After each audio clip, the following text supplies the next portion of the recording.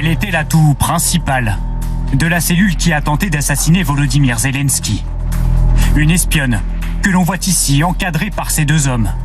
Elle vient d'être arrêtée par les services secrets ukrainiens la veille du déplacement du président dans la région de Nikolaïv. Cette criminelle a tenté d'établir l'heure et la liste des lieux de l'itinéraire du chef de l'État dans la région. En secret, elle a tenté d'obtenir les informations nécessaires par le biais de ses propres contacts, en particulier dans les institutions sociales de la région.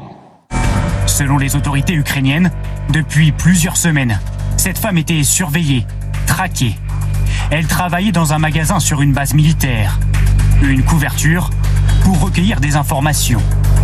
Des renseignements qu'elle notait ici, sur ce carnet, avant de les transmettre par message aux services secrets russes. Une tentative d'assassinat avortée, loin d'être la première pour Volodymyr Zelensky.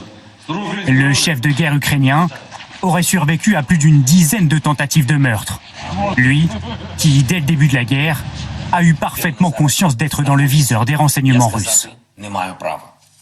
Selon les informations dont nous disposons, l'ennemi m'a désigné comme la cible numéro 1 et ma famille comme la cible numéro 2.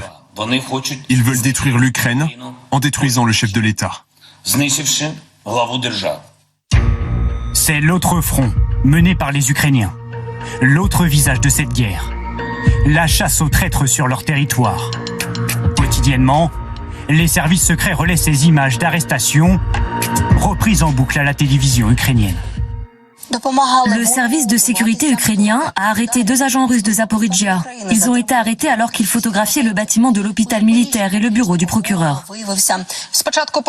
Les autorités ont démasqué plus de 600 agents et espions russes. Plus de 340 procédures pénales ont déjà été renvoyées devant les tribunaux. Une coopération avec l'ennemi, lourdement punie. Ces sbires de l'État russe risquent 12 ans de prison. Traquer l'ennemi, aussi dans les anciens territoires occupés. Ce jour-là, dans la région de Kherson, libérée de l'ennemi russe, ces enquêteurs viennent inspecter ce commissariat. Les soldats du Kremlin y avaient posé leur camp de base. Ils fouillent les moindres recoins à la recherche de renseignements. Quand les Russes sont partis, ils ont tout détruit. Fais attention, touche pas à ça. Des informations pour remonter jusqu'aux fonctionnaires d'État, soupçonnés d'avoir échangé avec l'ennemi. Les documents qui nous intéressent, c'est les fiches de poste, parce que dessus, tout est noté. Mission, nom, compétences de ceux qui ont participé à la collaboration avec les Russes. Mais le travail ne s'arrête pas là. Pour débusquer les taupes, ces hommes passent de maison en maison. Bonjour, nous avons quelques questions à vous poser. On peut entrer ? En temps de guerre, la délation est partout.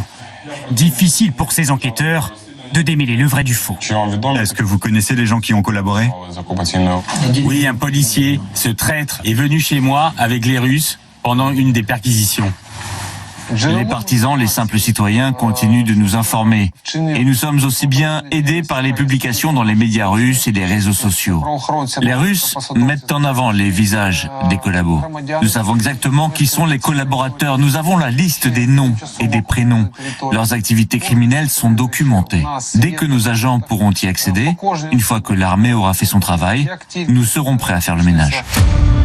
Un travail titanesque de documentation. Une quête de vérité pour préparer l'après.